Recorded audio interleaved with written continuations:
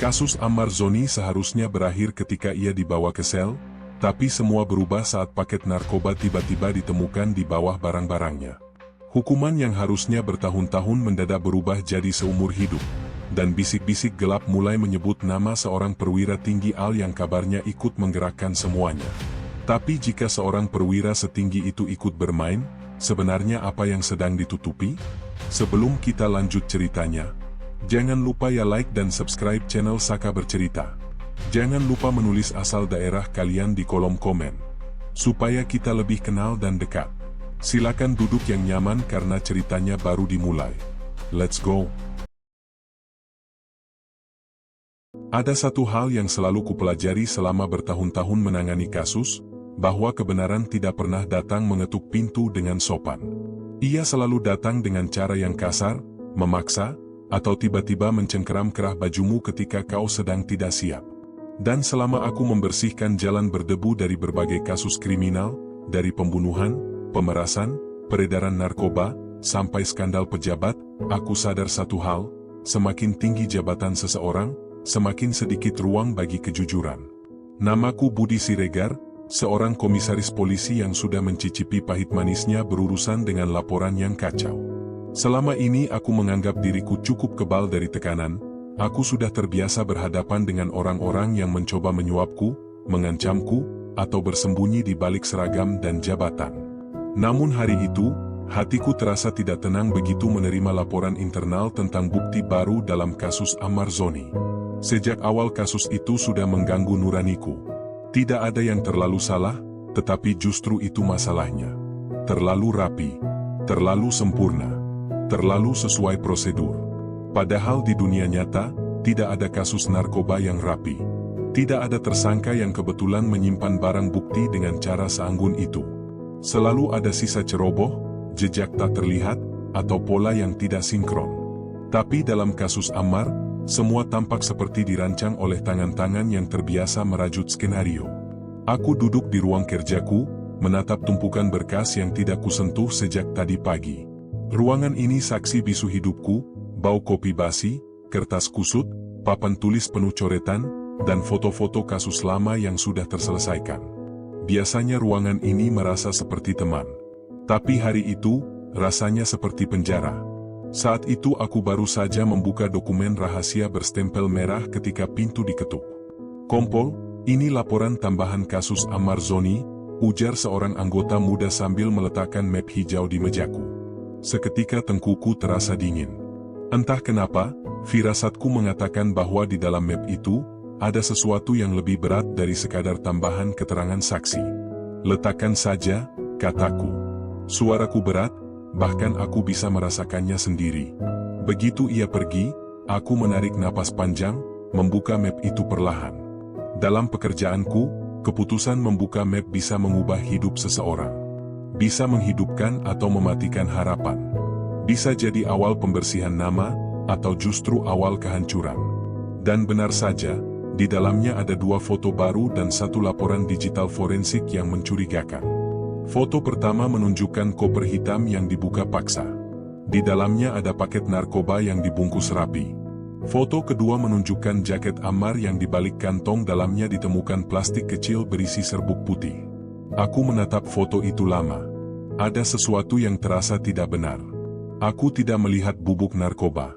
Yang kulihat justru keterpaksaan.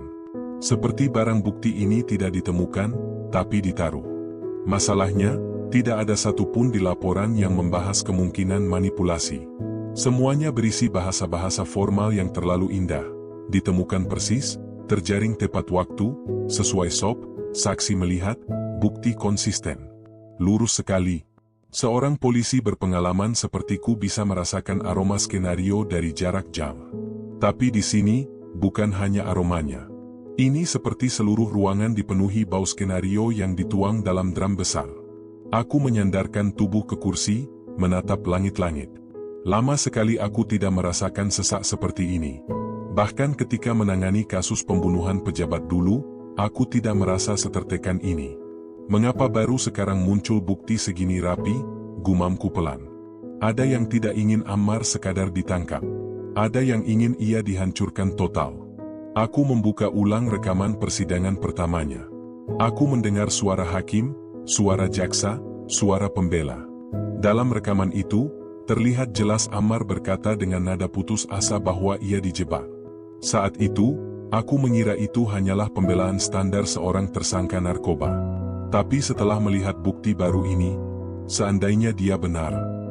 Kalimat itu menggantung di udara dan membuatku menelan ludah. Saat pikiranku mulai tenggelam, tiba-tiba laptopku berbunyi. Notifikasi pesan masuk dari salah satu sumberku, orang dalam yang jarang menghubungiku kecuali jika ada sesuatu yang penting. Isinya hanya satu kalimat. "Bos, lihat ini." Dan satu file video. Aku memainkan videonya. Rekaman CCTV. Gambarnya tidak terlalu jelas, tapi cukup untuk membuat jantungku berdetak 2 kali lebih cepat. Di video itu, seorang perempuan berkerudung gelap memasuki sebuah ruangan dengan penjagaan ketat. Wajahnya tidak terlihat jelas, tapi gaya jalannya, gerakan tangannya. Itu Iris Bella. Dan ruangan itu bukan tempat umum. Itu ruang pertemuan khusus milik perwira tinggi, dengan simbol angkatan laut di pintunya. Aku memperbesar gambar. Di papan nama sebelah pintu tertulis samar-samar. Laksda A. Pra. Aku terpaku. Apakah benar Iris Bella menemui seorang Laksamana Madya? Untuk apa? Dan mengapa secara diam-diam? Tidak ada pengawal. Tidak ada publikasi. Tidak ada satupun yang tahu. Ini mulai kelewatan, desahku. Perasaanku mulai bergerak ke arah yang lebih gelap. Pengalaman bertahun-tahun mengajarkanku bahwa jika artis besar mulai diam-diam mendatangi perwira tinggi, maka ada sesuatu yang jauh lebih besar terjadi. Aku membuka laporan lain. Tertulis bahwa suami Iris Bella mulai diperiksa ulang, karena ada indikasi ia terlibat dalam penempatan barang bukti. Bahasanya terlalu halus. Aslinya, ia diduga menjebak. Jika dugaan itu benar, berarti, setidaknya di permukaan, ada motif personal. Tapi aku tahu ini lebih dari sekadar motif personal. Tidak mungkin suami artis sekelas itu bergerak sendirian. Gerakannya terlalu bersih, terlalu tenang, seperti sudah disupervisi oleh seseorang yang terbiasa mengatur operasi besar. Aku mengusap wajah, merasakan keringat dingin. Aku tahu aku tidak boleh gegabah. Aku sudah menangani banyak kasus rumit, tapi rasanya kasus ini membawa aroma lain, aroma kekuasaan tingkat tinggi, aroma ancaman tak terlihat. Saat itu juga aku sadar. Aku baru membuka pintu menuju lubang gelap yang lebih dalam dari yang kuduga. Dan pintu itu baru sedikit terbuka. Jika aku teruskan langkah ini, mungkin aku akan kehilangan jabatan. Atau lebih buruk, hidupku. Namun entah kenapa, di tengah rasa takut itu, ada energi lain tumbuh di dadaku. Rasa penasaran yang selama ini menjadi bahan bakar dalam pekerjaanku. Aku tidak pernah membiarkan rasa takut menutupi kebenaran. Tidak dalam kasus lamaku. Tidak dalam kasus ini. Aku melirik kembali CCTV itu. Iris Bella masuk dengan kepala tertunduk. Dan keluar setengah jam kemudian, dengan mata sembab. "Apa yang kau sembunyikan, Bu Iris?" gumamku. Lalu mataku tertuju pada satu adegan kecil, hanya beberapa detik. Saat Iris keluar, pintu ruangan terbuka sedikit lebih lebar dan memperlihatkan sosok pria berseragam. Bahunya tegap. Lambang di dadanya jelas. Dan namanya tertulis lengkap. Arga Pranajaya. Aku menegang. Laksda Arga, pria yang selama ini dikenal sulit disentuh hukum. Pria yang selalu tampil baik di publik, tetapi rumor gelap tentangnya beredar seperti angin. Mengapa Iris Bella menemui orang sekuat itu? Pertanyaan itu memukul keras kepalaku. Karena jika jawabannya adalah apa yang kupikirkan, maka kasus ini bukan sekadar manipulasi bukti. Ini bukan sekadar suami artis bermain kotor. Ini adalah permainan kekuasaan. Permainan besar. Permainan yang bisa menelan siapa saja yang mendekat terlalu jauh. Aku memejamkan mata sejenak, mencoba menenangkan diri. Tapi di dalam hati, aku tahu, sejak menerima map hijau itu, hidupku tidak akan tenang lagi. Ada banyak kasus yang pernah kutangani, korupsi yang sembunyikan uang miliaran, kasus pembunuhan yang ditutup dengan rapi, sampai pemerasan yang melibatkan tokoh besar. Tapi ada satu pola yang selalu sama. Semakin besar kekuasaan yang ingin menutupi sesuatu, semakin kacau jejak yang tertinggal. Dan pagi itu, tepat ketika aku membuka map laporan baru tentang Ammar Zoni, aku kembali menemukan jejak kacau itu. Namun jejaknya tidak berada di luar, bukan pada proses penangkapan, bukan pada transaksi gelap, bukan juga di jalanan. Jejak itu berasal dari tempat yang seharusnya paling aman dari manipulasi, Lapas Salemba. Aku menatap laporan dengan jidat mengernyit. Bukan karena isinya kompleks, tapi justru karena terlalu tepat untuk dianggap kebetulan. Penemuan barang terlarang di blok tahanan B, kamar isolasi nomor 3. Tersangka, Ammar Zoni. Aku mengulang membaca kalimat itu berkali-kali. Tidak masuk akal. Tidak masuk akal sama sekali. Ammar sudah ditahan cukup lama. Ia diawasi dari pagi sampai malam. Sel penjara bukan tempat barang terlarang bisa keluar masuk begitu saja seperti toko serba ada. Jika ada barang terlarang masuk, itu bukan perbuatan narapidana biasa. Itu pekerjaan orang dalam. Dan ketika pekerjaan orang dalam menjadi terlalu rapi sehingga tampak alami, itu artinya ada tangan besar yang sedang bermain. Aku menutup map, mengambil kunci, dan keluar dari ruangan. Aku berniat langsung mengecek ulang kronologi penyelundupan itu. Setibanya di ruang data, aku membuka rekaman kamera pengawas Lapas Salemba. Ini rekaman yang tidak dibuka untuk publik, bahkan tidak bisa diakses sembarang polisi. Butuh izin. Dan aku mendapat izin itu hanya karena reputasiku sebagai penyidik yang selalu menyelesaikan kasus sampai tuntas, atau sampai aku hampir mati. Rekaman pertama memperlihatkan lorong sel yang tampak sepi. Lampu redup berwarna kekuningan membuat suasana terasa dingin. Seorang sipir mendorong troli makanan, bergerak perlahan, berhenti di setiap pintu, lalu melanjutkan. Gerakannya normal. Tidak mencurigakan. Tapi aku bukan polisi baru. Aku tahu bagaimana membaca perilaku seseorang dari cara sederhana seperti menarik troli. Stop. Aku menghentikan rekaman pada detik tertentu. Kuperbesar gambarnya. Di saat sipir menurunkan mangkok makanan di depan sel Ammar, tangannya tidak sepenuhnya membuka baki. Ada gerakan kecil. Sangat kecil. Seperti ia memasukkan sesuatu. Atau menempelkan sesuatu di bagian bawah. Aku menyipitkan mata.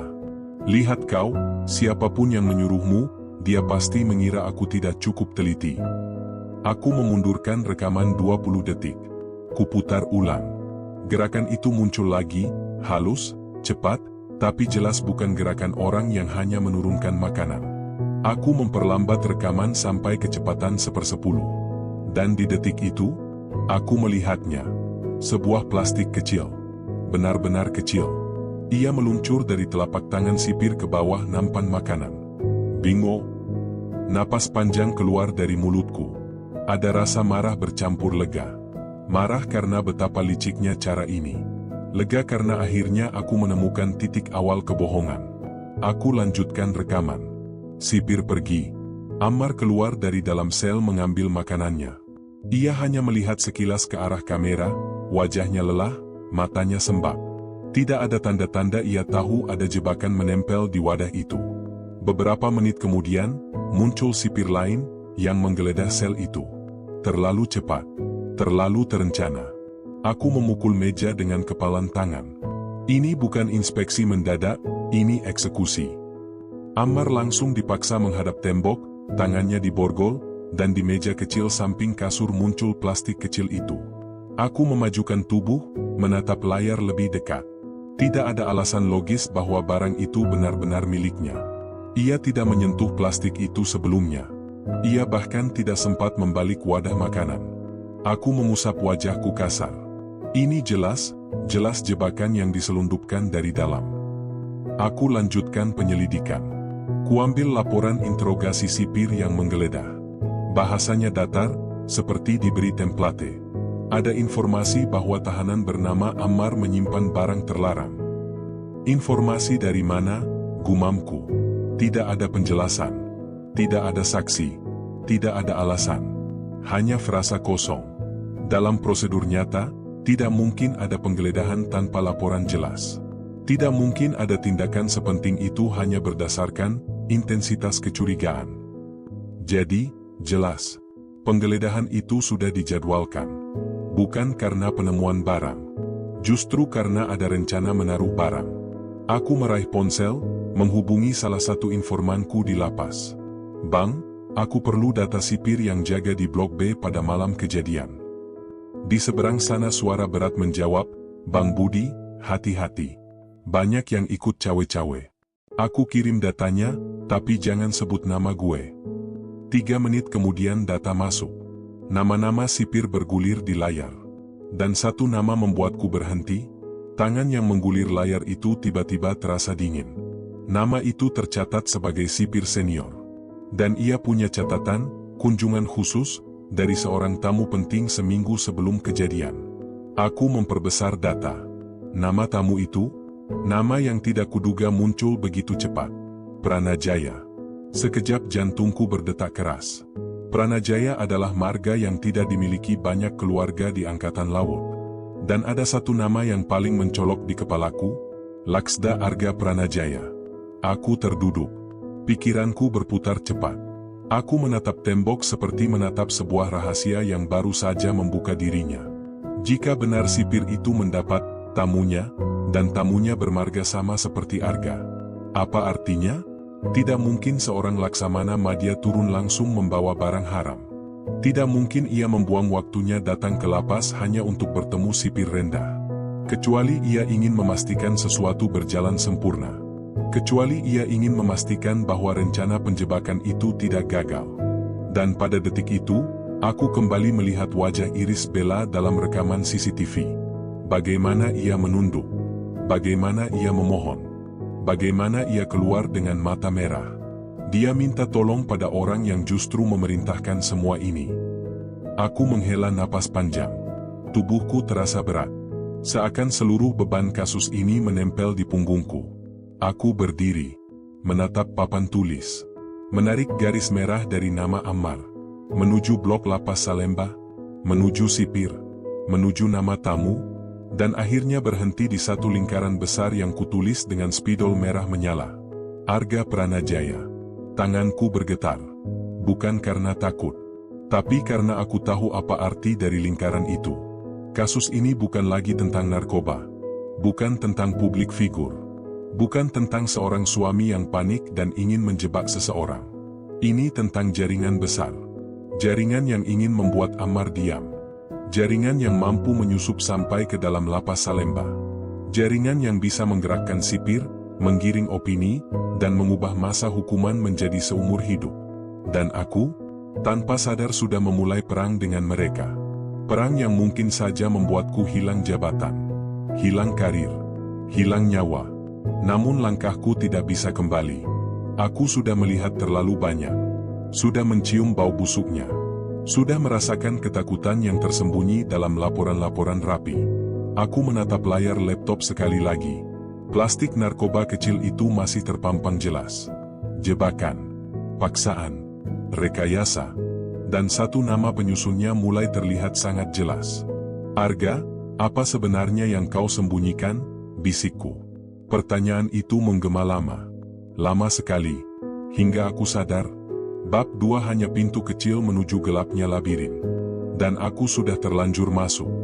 Aku selalu percaya bahwa setiap kasus besar pasti punya anomali kecil yang sering kali luput dari perhatian orang, detail yang pada awalnya tampak remeh, tapi justru menjadi pintu menuju kebenaran yang paling kotor. Kasus ini punya terlalu banyak anomali. Dan anomali terbesarnya bernama Ammar Zoni. Aku baru saja tiba di lapas Salemba ketika seorang sipir menghampiriku sambil gelisah.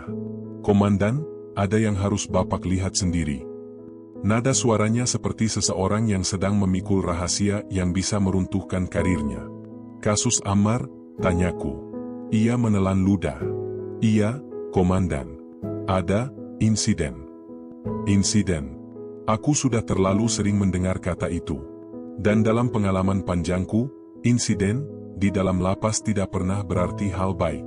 Koridor menuju blok hunian terasa lebih panjang dari biasanya. Dinding kusam, bau lembab, langkah sepatu yang menggema. Namun suasana hari itu berbeda, hening, tapi tegang. Para narapidana seolah tahu ada sesuatu yang janggal terjadi. "Sini, Komandan," Ujar sipir itu menghentikan langkah di depan sebuah ruangan kecil. Ruang razia mendadak terasa seperti ruang interogasi. Di meja besi dingin, berjejer beberapa barang bukti. Sebungkus kecil kristal putih, potongan plastik klip, dan sebuah baju tahanan milik Ammar. Aku menyipit. Ini ditemukan di selnya? Sipir itu menggeleng cepat. Tidak, Komandan, ini ditemukan di tubuhnya. Jantungku mencelos. Tubuhnya? Iya, tepatnya, diselipkan di dalam bagian celana dalam, dibungkus tipis. Seolah Ammar sendiri yang menyimpan, potongku. Sipir itu menghela napas dalam. Padahal, Komandan, kami semua tahu. Ammar ini bukan tipe napi yang macam-macam. Ada CCTV, ada jadwal kunjungan. Tidak ada celah. Tapi barang itu muncul begitu saja. Aku mengambil plastik bukti itu. Beratnya nyaris tak terasa, tapi konsekuensinya bisa mengubah hidup seseorang. Dan satu kalimat langsung muncul di kepalaku. Ada seseorang yang ingin Ammar hancur. Bukan sekadar dihukum. Hancur. Mana CCTV-nya? Tanyaku. Sipir itu menunduk. Sudah hilang, Komandan. Aku mengerutkan dahi. Hilang? File rekaman selama 2 jam sebelum razia, korup. Tidak bisa dibuka. Terlalu kebetulan. Terlalu bersih. Terlalu rapi. Pengalamanku mengatakan ini bukan pekerjaan seorang napi biasa. Ini bukan hasutan spontan. Ini operasi terencana. Ketika aku memasuki ruang isolasi, Ammar berdiri dengan tangan gemetar namun mata tetap tajam. Wajahnya lelah, tapi bukan pasrah. Lebih tepatnya, marah karena tak berdaya. Kompol Budi, suaranya serak. Saya dijebak. Saya nggak pernah sentuh barang itu. Aku tahu, jawabku pendek. Ia menarik napas berat, menahan emosi. Ada yang masuk malam itu, Pak. Saya dengar pintu geser terbuka, tapi saya pura-pura tidur. Ada 2 orang. Mereka bisik-bisik, tapi saya nggak bisa lihat wajahnya. Ciri-ciri, tanyaku cepat. Yang satu, sangat wangi. Parfum mahal. Bukan aroma napi. Yang satu lagi pakai sepatu keras, mungkin bukan sipir biasa. Aku terdiam. Detail kecil itu, cukup penting. Pak, suara Ammar pecah. Kenapa mereka begitu ingin saya hancur? Siapa yang bisa punya akses sampai ke sini? Sebuah pertanyaan yang sudah menggelayuti kepalaku sejak awal. Dan hanya ada satu kemungkinan. Orang dengan kekuasaan. Orang yang tidak takut hukum. Orang yang merasa dirinya kebal.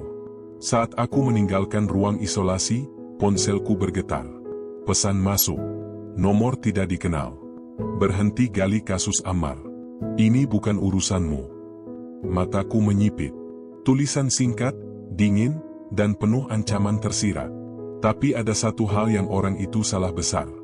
Justru karena mereka bilang jangan, aku akan menggali lebih dalam. Karena hanya ada 2 pihak yang mengirim ancaman. Mereka yang bersalah, dan mereka yang panik. Dan dalam kasus ini, keduanya tampaknya adalah orang yang sama. Ada kalanya sebuah kasus terasa seperti benang kusut. Kau tarik satu helai, dan justru semakin banyak simpul baru yang muncul. Tapi kasus Ammar, bukan sekadar kusut.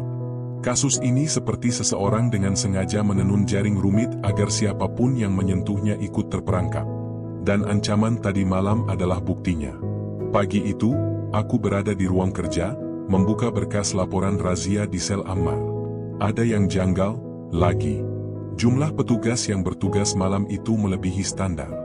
Ada nama baru yang masuk daftar piket, padahal aku tahu semua sipir di lapas itu, dan nama ini asing. Siapa yang tambahkan nama, Fajar Santosa? Tanyaku kepada kepala pengamanan lapas. Ia mengerutkan kening. Saya justru mau tanya hal yang sama, Komandan. Tidak ada sipir kami bernama itu. Berkas resmi, cap lapas, tanda tangan digital, tapi satu nama disisipkan secara rapi. Ini bukan kerjaan amatir. Snake in the system. Seseorang menyusupkan orang mereka ke dalam daftar resmi, dan tak ada yang sadar.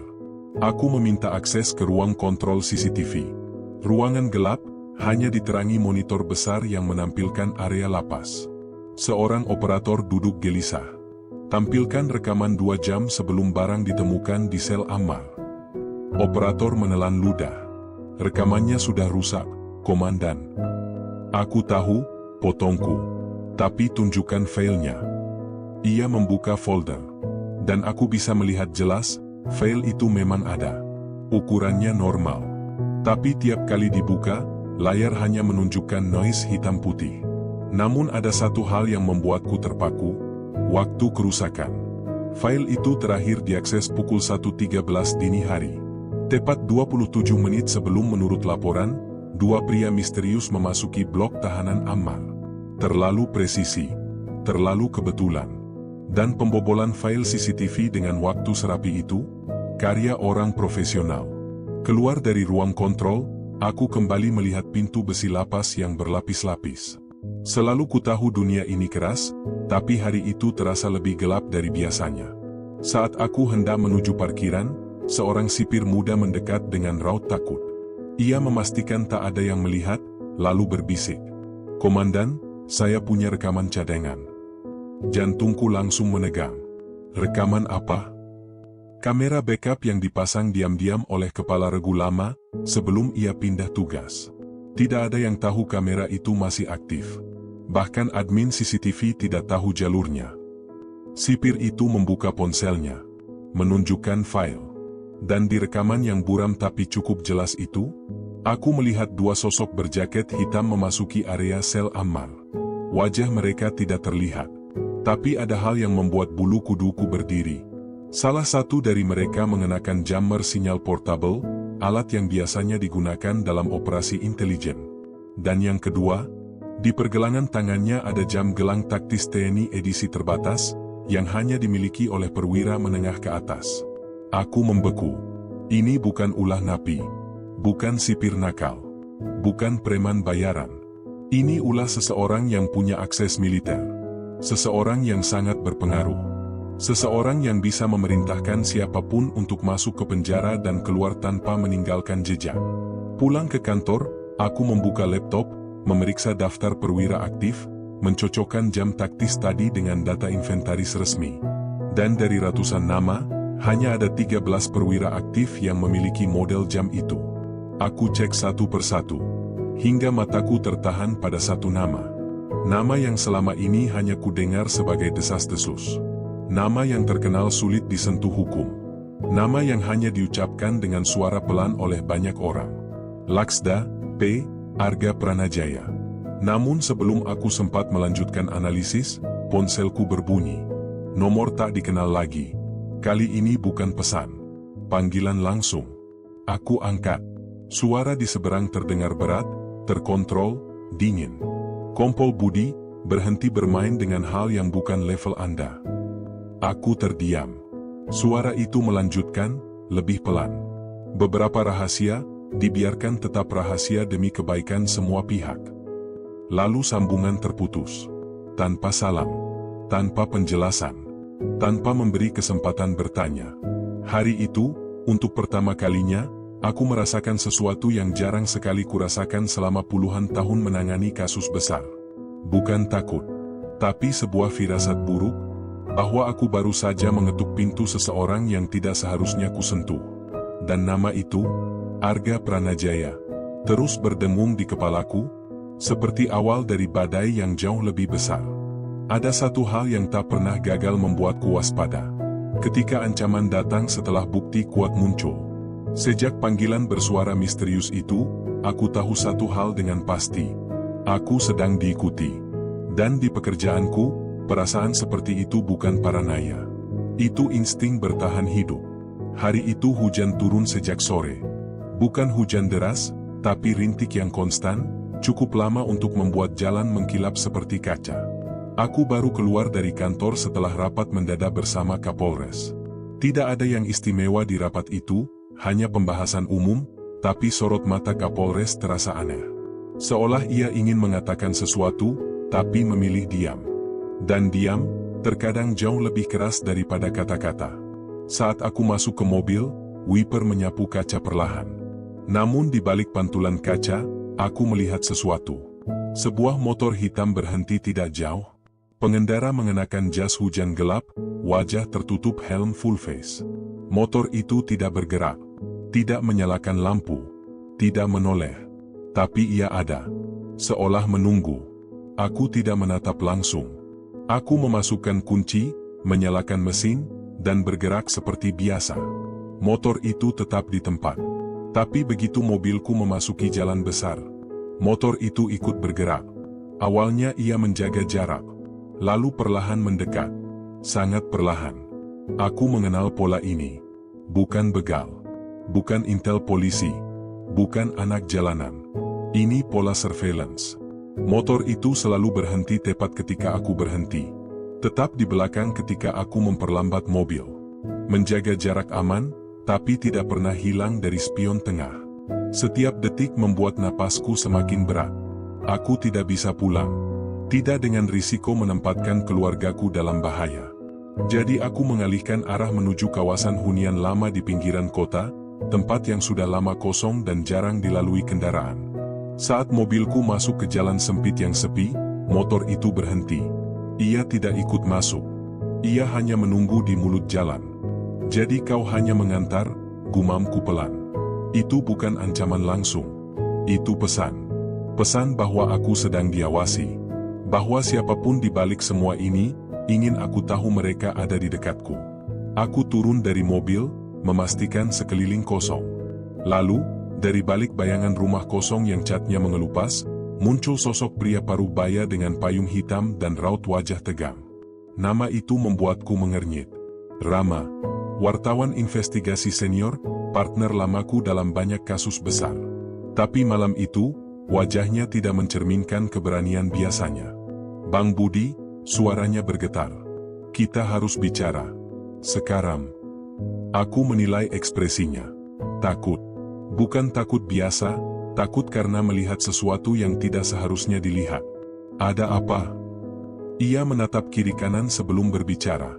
Ada orang menghubungiku, memberikan berkas, meminta aku menyampaikannya ke abang. Berkas apa? Rama membuka tasnya perlahan, mengeluarkan amplop coklat tebal. Amplop itu basah sedikit terkena hujan, tapi segelnya masih utuh. Yang ngasih ini, tidak mau disebutkan namanya. Tapi ia bilang ini soal Laksda Arga Pranajaya. Dadaku tiba-tiba terasa sesak. Aku mengambil amplop itu. Berat. Isinya banyak. Dan ketika kubuka, yang kulihat membuat napasku langsung memburu. Foto-foto transaksi ilegal di pelabuhan militer. Salinan laporan intelijen gelap. Rekaman pesan suara terenkripsi. Daftar nama perwira aktif yang terlibat operasi rahasia. Dan satu dokumen paling mengejutkan. Rencana penyingkiran Ammar Zoni. Dari mana kau dapat ini? Tanyaku keras. Rama menggeleng cepat. Aku nggak tahu, Bang. Orang yang ngasih ini bilang, dia sudah tanda tangan surat mati. Dia cuma mau satu hal, abang selamatkan Ammar Zoni. Aku terdiam. Rama menelan ludah sebelum melanjutkan. Bang, ini bukan operasi biasa.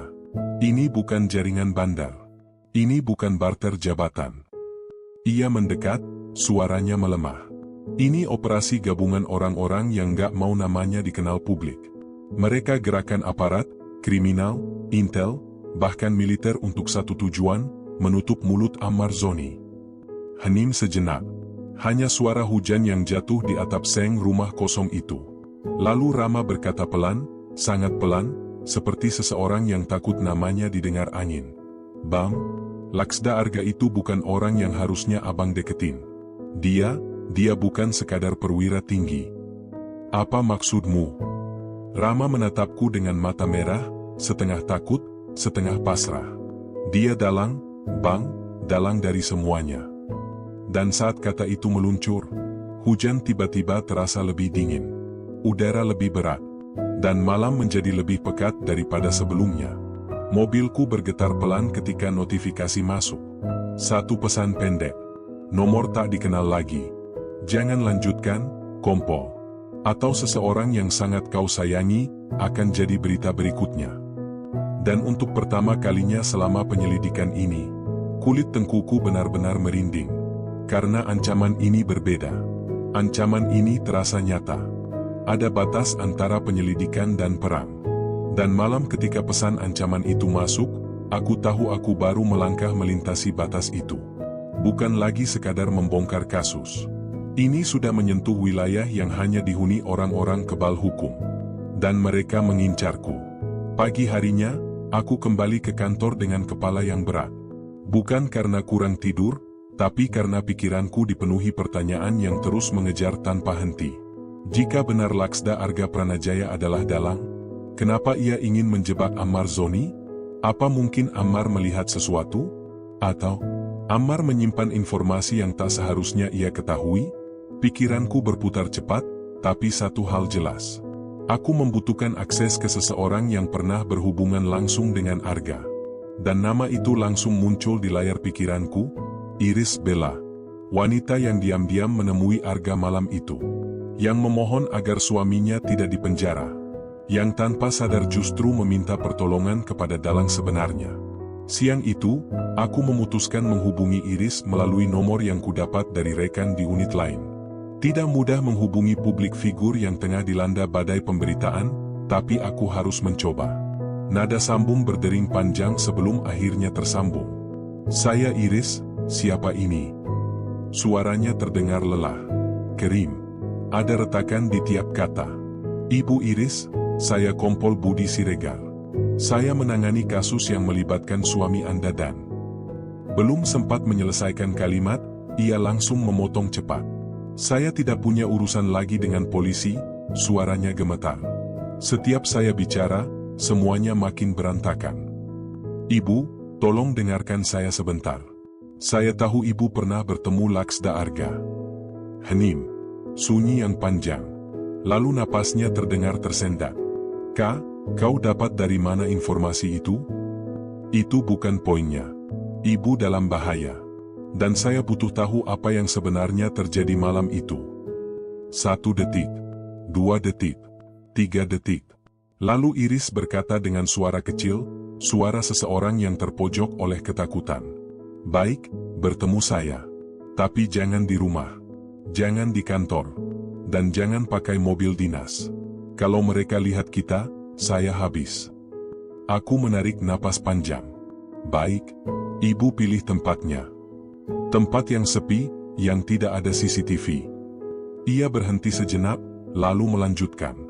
Kita bertemu di taman belakang gedung tua pusat seni, setelah maghrib. Dan sambungan terputus. Menjelang senja, langit berubah oranye kusam seperti warna luka lama. Aku memarkir mobil jauh dari lokasi dan berjalan kaki sejauh beberapa ratus meter untuk memastikan tidak ada yang mengikuti. Taman itu sepi. Lampu-lampu taman belum menyala. Hanya ada bangku kayu yang sudah lapuk dan tiang besi berkarat. Dari kejauhan, aku melihat seseorang berdiri dengan hoodie hitam dan masker. Gerak-geriknya gugup. Bahunya gemetar. Aku mendekat. Ibu Iris. Sosok itu mengangguk pelan, lalu membuka masker perlahan. Wajahnya pucat. Mata sembab. Ia bukan artis glamor yang sering muncul di pemberitaan. Ia hanya seorang perempuan yang tersudut oleh kenyataan pahit. Komandan, saya takut. Suaranya runtuh.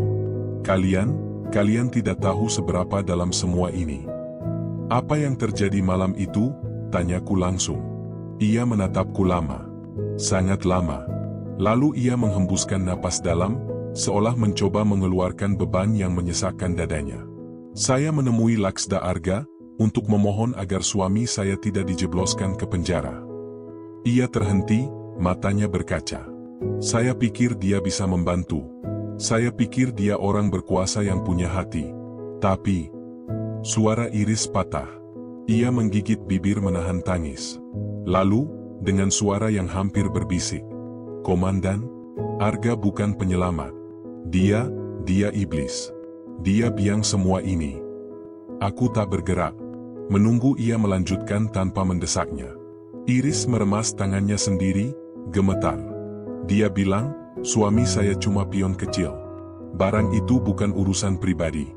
Itu bagian dari operasi besar. Ammar Zoni dibidik karena Ammar pernah melihat sesuatu sewaktu dia berada di sebuah pelabuhan. Sesuatu yang berkaitan dengan pengiriman besar yang seharusnya tidak diketahui siapapun. Aku merasakan hawa dingin menjalar di tulang belakang. Apa yang Ammar lihat? Tanyaku pelan. Iris menggeleng cepat. Dia tidak cerita ke saya. Tapi Arga tahu. Arga marah. Sangat marah. Dia bilang, orang seperti Ammar tidak boleh hidup terlalu lama. Darahku mendesir. Iris menatapku dengan mata ketakutan yang tidak bisa dipalsukan. Komandan, saya bodoh. Saya minta tolong ke dia. Saya kira dia bisa menyelamatkan suami saya. Tapi ternyata saya justru mempercepat rencana mereka. Rencana apa? Iris menelan ludah keras. Rencana untuk menghilangkan Ammar Zoni selamanya. Jantungku seperti dihantam palu. Ucapan itu menggema keras di kepala. Dan seolah alam tahu besarnya dampak kalimat itu, angin tiba-tiba berhembus kencang. Lampu taman menyala berkedip-kedip. Daun-daun beterbangan. Iris menutup wajahnya. Ia menangis dalam, terhuyung, seperti seseorang yang akhirnya menyerah pada ketakutan yang sudah lama ditahan. Aku memegang bahunya. Ibu aman bersama saya. Ia menggeleng cepat. Tidak, tidak aman. Komandan. Ia mendongak, mata merah, napas memburu. Orang-orang Arga tahu saya mulai panik. Mereka tahu saya mulai bicara. Bagaimana kau? Namun Iris memotong dengan suara lirih. Seseorang mengikutiku sejak kemarin, dan dia ada di sini. Aku langsung menoleh refleks. Di kejauhan, di dekat pepohonan, kulihat bayangan seseorang berdiri diam, mengamati kami. Bukan motor kali ini. Sosok manusia. Tidak bergerak. Tidak mendekat. Hanya menatap. Dan saat angin bertiup, aku melihat kilauan kecil di tangannya. Bukan ponsel. Bukan payung. Kilauan logam. Seperti senjata. Aku maju selangkah. Bu, di belakang saya. Bayangan itu tidak lari. Tidak gugup. Tidak panik. Hanya menatap kami, seolah memberi pesan. Kami mengawasi. Kami lebih dekat daripada yang kalian kira. Ada dua jenis ketakutan dalam hidup seorang penyidik. Takut kehilangan nyawanya sendiri, dan takut melihat orang lain menjadi korban karena ia terlambat mengambil keputusan. Malam itu, keduanya menempel bersamaan di tengkuku. Sosok gelap yang mengintai kami di taman tidak bergerak selangkah pun. Ia hanya berdiri diam seperti patung. Diam yang justru jauh lebih mengancam daripada serangan. Aku menilai jarak. Terlalu jauh untuk melihat wajahnya. Terlalu dekat untuk diabaikan. Iris bersembunyi di belakangku. Nafasnya tersengal, bahunya bergetar. Komandan, dia yang dari kemarin mengikuti saya. Tenang, tetap di belakang saya. Aku merogoh saku jaketku, memastikan ada pisau lipat kecil di dalamnya. Senjata sederhana, tapi cukup untuk memberi waktu jika keadaan memaksa. Senpi? Tentu aku punya, tapi menodongkan senjata di area publik tanpa konfirmasi bisa membuat masalah jauh lebih besar. Dan orang ini, dari postur tubuhnya, dari cara ia berdiri, ia bukan preman. Ia orang terlatih. Beberapa detik terasa seperti menit panjang. Aku menatap sosok itu tanpa berkedip, mencoba membaca bahasa tubuhnya. Ia tidak gelisah, tidak agresif, tidak bersiap menyerang. Ia hanya mengawasi. Lalu, tiba-tiba ponselku bergetar pelan di saku. Satu pesan masuk. Nomor tak dikenal lagi. Menatapmu dari dekat jauh lebih mudah daripada kau bayangkan. Keringat dingin mengalir di belakang leherku. Ini bukan ancaman langsung. Ini pernyataan. Pamer kekuasaan. Mereka ingin aku tahu bahwa saat ini pun aku tidak punya kendali. Aku melihat lagi ke arah sosok itu. Namun ketika aku mengalihkan pandangan sesaat untuk memastikan Iris aman, sosok itu hilang. Begitu cepat. Tidak menimbulkan suara. Tidak meninggalkan jejak langkah. Seperti bayangan yang kembali melebur ke gelap. Iris terduduk di bangku kayu, bahunya jatuh, kedua tangannya menutupi wajah. Komandan, saya nggak kuat. Saya benar-benar nggak kuat. Mereka bisa masuk ke rumah saya. Mereka tahu saya pergi kemana. Mereka tahu saya ketemu siapa. Saya bukan apa-apa. Saya cuma... Aku jongkok di depannya. Ibu tidak sendiri. Selama saya di kasus ini, mereka tidak akan menyentuh Anda. Iris menggeleng pelan. Komandan, Anda terlalu berani. Orang-orang yang menentang Arga, semua hilang. Ia terisak. Bukan isak kecil, tapi isak putus asa seseorang yang sudah tidak melihat pintu keluar manapun. Saya dengar, ada 3 orang sebelumnya. 2 wartawan. 1 perwira. Semua dikatakan bunuh diri, padahal. Aku mengepalkan tangan. Bukan pada Iris. Bukan pada ketakutannya. Pada nama yang terus muncul di setiap lapisan kasus ini. Arga Pranajaya. Semakin jauh aku masuk, semakin terlihat pola yang sama. Siapapun yang mendekati kebenaran, disingkirkan. Dan sekarang aku ada di garis depan daftar itu. Setelah menenangkan Iris, aku membawanya ke mobil dan mengantarnya ke titik aman yang hanya diketahui segelintir orang. Bukan rumahnya.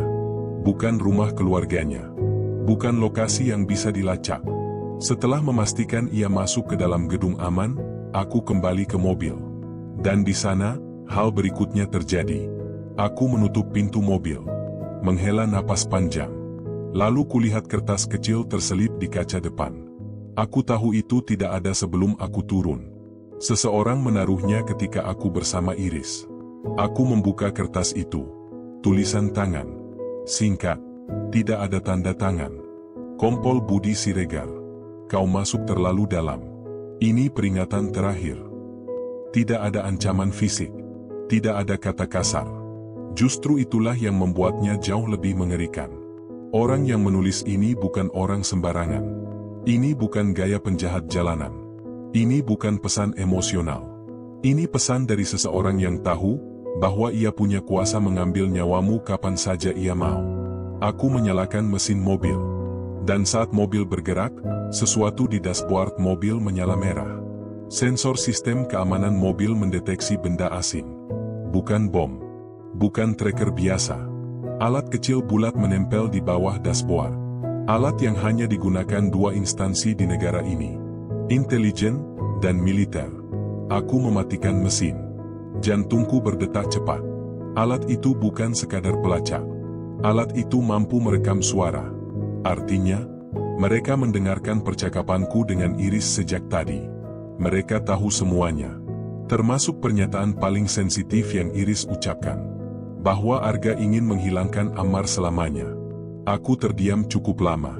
Berusaha menenangkan napas. Mengatur ulang fokus. Aku tahu satu hal. Mulai malam ini, bukan hanya penyelidikan yang berubah. Posisiku juga berubah. Aku bukan lagi penyidik yang mengejar kebenaran. Aku sekarang adalah target yang harus dihilangkan. Sebelum aku berhasil membuka tabir besar ini. Dan jauh di dalam pikiran, aku sadar. Jika ingin selamat, jika ingin Ammar selamat, jika ingin Iris bertahan, aku harus lebih cepat daripada Arga. Dan lebih berani daripada ketakutanku. Aku menyalakan mesin sekali lagi. Lampu jalan redup. Malam semakin pekat. Dan di kejauhan, aku melihat motor hitam yang sama berhenti di ujung jalan. Kali ini, lampunya menyala. Tidak mengejar. Hanya menunggu. Mengawasi. Mengintai. Dan saat aku melaju mendekat, motor itu pelan bergerak, mengikuti dari belakang, menjaga jarak. Aku tidak tahu siapa pengendaranya. Tapi aku tahu satu hal. Bayangan itu bukan lagi sekadar bayangan. Ia punya wajah. Dan wajah itu mengarah langsung padaku. Ada momen dalam hidup seorang penyidik ketika garis antara hidup dan mati menjadi tipis. Bukan karena tembakan, bukan karena tusukan, tapi karena ia menyentuh sesuatu yang seharusnya tidak pernah dibuka. Malam itu, aku menyadari bahwa garis itu sudah hampir hilang. Motor hitam itu terus mengikutiku dalam jarak terukur. Tidak mengejar. Tidak menyalip. Ia hanya menjadi bayangan yang tidak mau hilang. Saat aku melewati persimpangan, ia ikut. Ketika aku berbelok, ia juga berbelok. Bahkan ketika aku sengaja melambat tiba-tiba, ia melambat nyaris bersamaan. Pola yang terlalu rapi, terlalu terlatih, terlalu profesional. Aku harus menyingkirkan pelacak suara di dashboard. Jika tidak, setiap helaan napas akan terekam dan dikirim entah ke siapa. Aku menepi di jalan kecil menuju kompleks bengkel tua. Tempatnya sepi, tidak ada lampu, hanya bangunan berkarat dan rumput liar. Aku mematikan mesin. Beberapa detik kemudian, motor itu berhenti di kejauhan. Lampunya mati. Ia tidak mendekat. Ia menunggu. Aku menarik napas panjang. Lalu merogoh obeng kecil di tas kerjaku. Aku harus bergerak cepat. Dengan cepat kutarik bagian bawah dashboard, meraih alat kecil bulat itu. Bentuknya seperti koin tebal, hitam, halus, tanpa label. Perangkat militer kelas tinggi. Aku mencabutnya, dan merah kecil di sisi alat itu berkedip cepat. Tidak salah lagi. Alat itu memiliki sistem anti bongkar. Mereka tahu aku menyentuhnya. Sial, desisku. Saat aku hendak turun, suara sepatu menghentak tanah muncul di sebelah kanan mobil. Aku menoleh. Satu pria berdiri di sana. Postur tegap. Bahu lebar. Tubuh atletis. Berpakaian gelap tanpa logo. Mata tajam seperti seseorang yang sudah lama berlatih menghilangkan emosi. Dan ia memegang sesuatu di tangan kanan. Bukan pisau. Bukan pistol.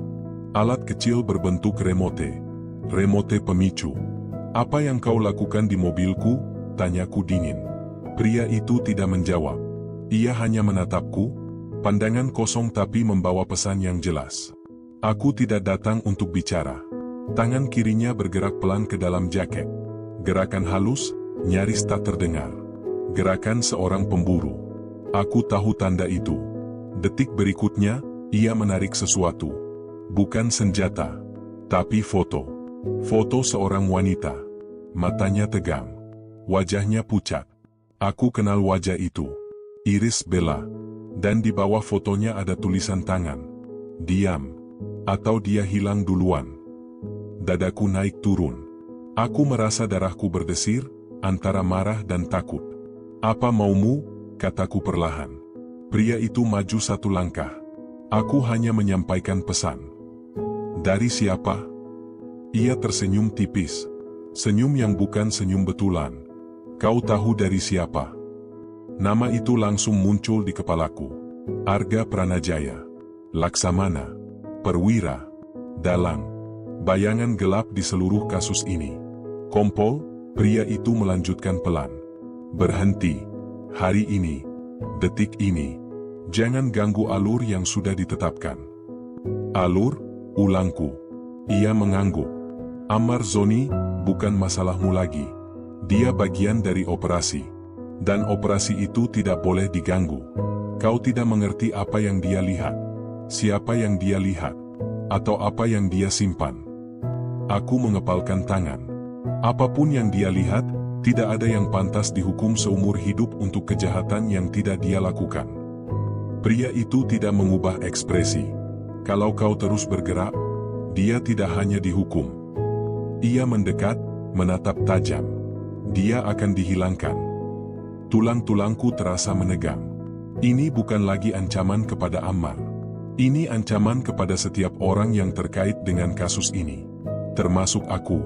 Termasuk Iris. Termasuk siapapun yang masih berani membuka mulut.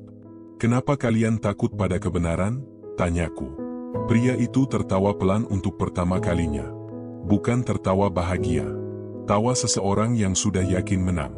Karena kebenaran itu, jika keluar, akan menenggelamkan terlalu banyak nama. Ia mencondongkan tubuh, berbisik. Termasuk nama Arga. Darahku berdesir. Ia mundur 2 langkah. "Ini peringatan terakhir dan satu-satunya," katanya datar. "Jika kau melanjutkan penyelidikan." Tangannya mengangkat remote kecil itu. "Mobilmu akan meledak dalam 5 detik setelah mesin menyala." Mataku menyipit. "Dan jika aku tidak menyalakan mesin?" Ia mengangkat bahu. "Kami punya cara lain." Ia berbalik perlahan. Melangkah masuk ke kegelapan. Dan hilang tanpa suara. Seperti bayangan yang kembali menyatu ke malam. Aku duduk di dalam mobil, menggenggam alat pelacak yang tadi kutarik dari dashboard. Mobilku kini sudah tidak aman. Rumahku tidak aman. Kantor pun bisa menjadi tempat mereka memasang jerat. Dan orang itu benar. Jika aku menyerah sekarang, Ammar akan hilang. Iris akan hilang. Bahkan aku mungkin akan bunuh diri seperti 3 orang sebelumnya. Aku menatap kaca mobil yang mulai berembun. Lalu kupukul setir keras 2 kali, melepaskan kemarahan yang terpendam sejak awal kasus. Tidak, gumamku. Aku tidak akan berhenti. Aku tidak akan mundur. Aku tidak akan menjadi polisi yang kalah oleh bayang-bayang. Jika mereka ingin perang, maka mulai malam ini, aku tidak lagi hanya bertahan. Aku akan menyerang balik. Karena satu hal telah kupahami sepenuhnya. Untuk melawan Arga Pranajaya, aku harus siap kehilangan segalanya. Dan entah kenapa, malam itu aku merasa kehilangan itu sudah mulai terjadi. Aku tidak pernah merasa ruangan interogasi sedingin malam itu. Lampunya redup, berpendar kuning pucat, dan menyisakan bayangan panjang di dinding. Di kursi seberangku, suami Iris Bella, lelaki yang selama ini tampil rapi, santun, bahkan terlalu sempurna, duduk dengan tangan gemetar. Wajahnya kusut, bukan karena dipukul, bukan pula karena kurang tidur, tetapi karena rahasia besar yang selama ini ia ikat rapat, akhirnya mulai merobek dirinya dari dalam. Aku menarik napas panjang, menumpuk berkas di hadapanku. Nama kamu sudah muncul di 4 titik bukti berbeda, ujarku pelan. 4 titik yang tidak saling berhubungan, tetapi semuanya menunjukkan peran yang sama. Kamu bagian dari jebakan terhadap Ammar Zoni. Ia menunduk. Bahunya bergetar. Kompol, suaranya putus. Saya tidak pernah membayangkan semuanya akan sejauh ini. Aku memperhatikan setiap detail tubuhnya, tangan yang terus menggenggam celana, kaki yang mengetuk lantai tanpa jeda, dan tatapan yang sesekali lari ke pintu, seolah berharap seseorang datang mengeluarkannya. Atau mungkin, melindunginya. Aku hanya ingin kamu bicara apa adanya, tegasku. Semakin lama kamu diam, semakin besar kemungkinan kamu dikorbankan. Saat kata dikorbankan keluar, ia menegang. Aku tahu. Seseorang di atasnya. Seseorang yang ia takuti. Seseorang yang jauh lebih besar dari sekadar suami selebritas. Kompol, ia berbisik seperti anak yang kehilangan pegangan. Saya hanya menjalankan perintah. Aku bersandar. Perintah siapa? Ia memejamkan mata, ketakutan jelas merayap di kulitnya. Kalau saya sebut namanya, hidup saya selesai. Aku mendekat sedikit. Kehidupan kamu sudah diambang jurang.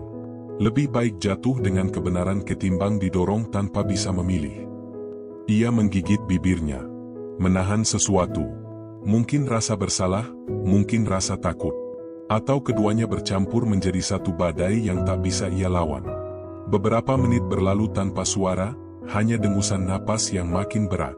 Sampai akhirnya, dengan lirih, ia berbisik. Laksda Arga Pranajaya. Nama itu mengiris sunyi seperti pisau. Aku mematung. Laksda Arga. Perwira tinggi yang namanya tidak pernah tersentuh suara publik tanpa penghormatan. Orang yang bahkan pejabat tinggi pun segan menyinggung.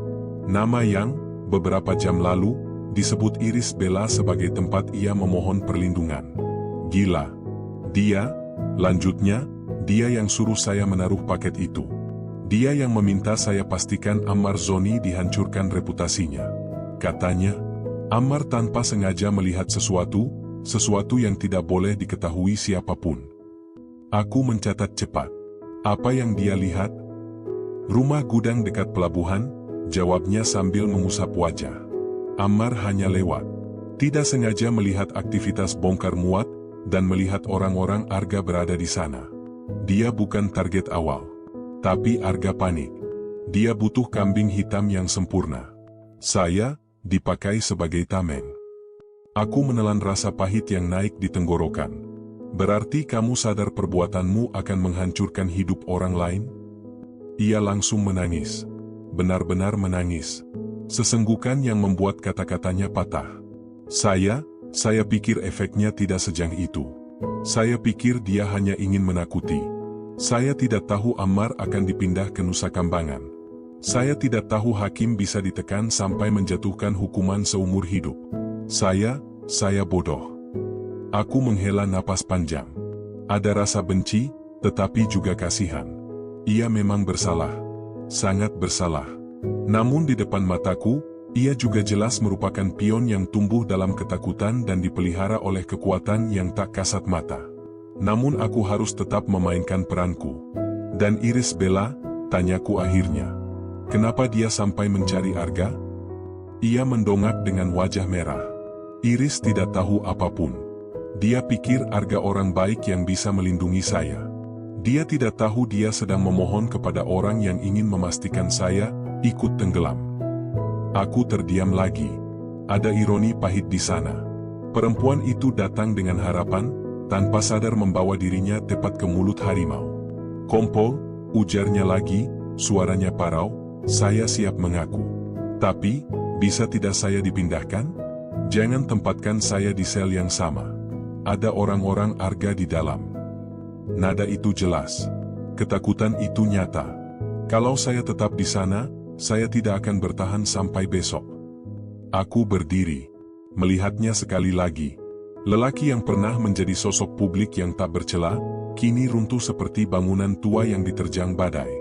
Kamu akan saya pindahkan, jawabku tegas. Tapi dengan satu syarat. Apa? Kamu harus membuka semuanya. Semua nama. Semua lokasi, semua alurnya.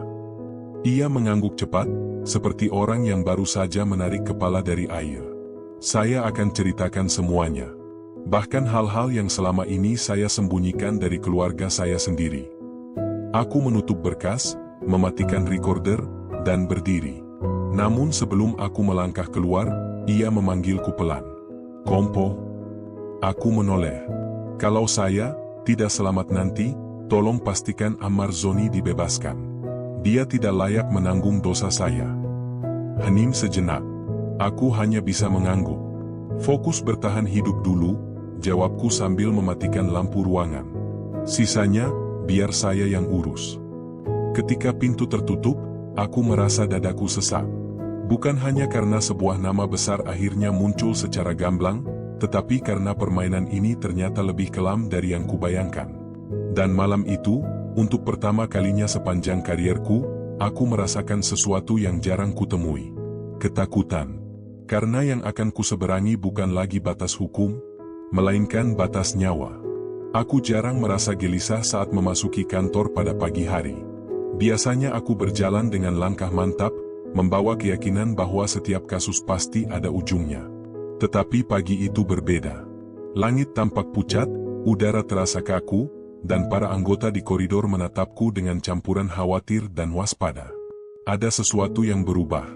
Bukan pada kantor, melainkan pada atmosfernya. Seseorang sedang memperhatikan kami dari jauh, aku bisa merasakannya. Ketika pintu ruang penyidikan tertutup, aku langsung menyalakan monitor. Laporan semalam masuk dengan jumlah yang tidak wajar, ancaman anonim, percobaan peretasan, dan satu pesan yang membuat bulu kuduku berdiri. Berhenti menggali, atau kamu akan dikubur bersama kebenaran. Aku mengembuskan napas berat. Ancaman seperti itu bukan hal baru bagiku, tetapi kali ini terasa berbeda, lebih personal, lebih terarah. Aku meraih berkas yang dikirimkan suami Iris Bella, pengakuannya sudah ditandatangani, lengkap dengan titik lokasi rumah gudang, daftar nama yang terhubung dengan jaringan narkoba, dan catatan tentang perintah Laksda Arga Pranajaya. Berkas itu seharusnya menjadi kunci pembuka. Tetapi kunci tidak berguna bila pintu dijaga oleh raksasa. Aku menatap peta Indonesia yang menempel di dinding. Matahari pagi memantulkan bayangan garis merah yang sebelumnya kutandai sebagai rute pergerakan barang haram yang dikendalikan Arga. Dari pelabuhan kecil, ke kapal nelayan, ke kontainer, lalu masuk tanpa jejak ke tangan oknum-oknum berpengaruh. Semakin kupelajari, semakin aku sadar. Ini bukan sekadar jaringan. Ini kerajaan. Dan rajanya adalah lelaki yang sedang dilindungi banyak orang. Siang hari, aku mendapat laporan baru. Suami Iris Bella diminta dipindahkan ke ruangan khusus sesuai prosedur perlindungan saksi. Namun saat petugas menuju selnya, sel itu kosong. Pintu tidak rusak. Kunci tidak hilang. CCTV tiba-tiba blackout selama beberapa menit, tepat pada waktu perpindahan kontras itu. Seolah ada tangan tak terlihat yang masuk, mengambil, dan pergi. Aku langsung bergegas ke ruang kontrol. Putar ulang seluruh rekaman sebelum blackout, perintahku. Operator mengangguk. Tangan gemetar saat mengendalikan panel. Layar menampilkan koridor. Sunyi. Tidak ada orang lewat. Tidak ada bayangan. Tidak ada suara langkah. Perbesar sudut kiri, kataku. Ia memperbesar. Masih kosong. Aku menyipitkan mata. Perbesar lagi. Operator memperbesar hingga grainy. Dan di sana, sebuah detail kecil muncul. Sangat kecil, nyaris seperti kabut yang bergerak. Tetapi aku tahu, itu bukan kabut. Itu seseorang yang sangat tahu bagaimana menghindari kamera. Seseorang yang sudah kulihat dalam banyak berkas operasi gelap. Seseorang dari lingkar dalam Laksda Arga Pranajaya. Aku merasakan dadaku mengeras. Kompol, operator menelan ludah. Apa, kita berhadapan dengan orang setingkat itu? Aku tidak menjawab. Karena jawabannya hanya akan membuatnya semakin takut. Aku kembali ke ruanganku. Ingin duduk. Tidak bisa. Ingin berpikir. Kepalaku penuh. Suami Iris Bella lenyap. Bukti utama kini mengambang. Dan sementara itu, Iris Bella sendiri belum tahu apapun. Belum tahu bahwa orang yang ia datangi dengan penuh harap, ternyata dalang yang membenamkan semuanya. Teleponku bergetar. Satu pesan masuk. Nomor tidak dikenal. Kau sedang melangkah terlalu dekat, Budi. Aku merasakan hawa dingin merayap di tengkuk. Lalu pesan kedua muncul. Kau pikir dia hilang? Tidak. Dia hanya dipindahkan ke tempat yang tidak memiliki pintu keluar. Aku memejamkan mata. Bukan sekadar ancaman. Ini pernyataan. Ini deklarasi perang. Aku menekan tombol panggilan balik, nomornya sudah hilang. Tidak terdaftar. Tidak bisa dilacak. Aku duduk akhirnya, tetapi kursinya terasa hampir roboh oleh berat beban yang tiba-tiba menekan dadaku. Seseorang mengetuk pintu. Brigadir Rendra masuk dengan raut pucat. Kompol, ada satu hal lain. Apa lagi? Tanyaku. Ia menyerahkan map kecil. Ini ditemukan di pos keamanan. Tidak ada kamera yang merekam siapa yang meletakkan. Aku membuka map itu perlahan. Sebuah foto jatuh ke meja. Foto suami Iris Bella. Sudah tidak bernyawa. Tubuhnya tergeletak di ruangan gelap. Di belakangnya, dinding tertulis pesan dengan darah, atau sesuatu yang tampak seperti darah. Diam untuk selamanya. Aku menahan napas. Atmosfer ruangan runtuh. Waktu kematiannya, tanyaku dengan suara yang sangat rendah. Kira-kira beberapa jam setelah ia meminta perlindungan, jawab brigadir. Aku menutup mata sejenak. Lalu membuka. Ambil tim. Kita ke rumah gudang yang dia sebut, perintahku cepat. Tidak peduli siapa yang menjaga. Kita cari apa yang masih bisa diangkat. Brigadir menelan ludah. Kalau itu benar markas jaringan, itu berarti. Ya, potongku. Kita akan mengetuk pintu kerajaan Arga. Keheningan panjang. Namun aku harus mengucapkannya. Kita mungkin tidak pulang dengan selamat, tambahku. Tatapan brigadir berubah. Dari takut, menjadi tekad. Kami ikut, Kompol. Aku mengangguk. Lalu berkata dalam hati, jika kebenaran harus dibeli dengan nyawa, maka biarlah aku yang membayarnya. Malam itu, sebelum berangkat, aku berdiri di depan cermin kecil ruanganku. Ada goresan di wajah. Ada kantung mata besar. Ada raut yang tampak lebih tua dari biasanya. Tetapi ada hal lain juga, hal yang sudah lama tidak kulihat. Nyala kecil. Nyala pemberani. Nyala yang tahu bahwa kegelapan tidak akan berhenti kecuali seseorang menantangnya. Aku mematikan lampu. Arga, gumamku perlahan. Tunggu aku. Dan bab itu berakhir bukan dengan jawaban, melainkan dengan awal perburuan paling berbahaya dalam hidupku.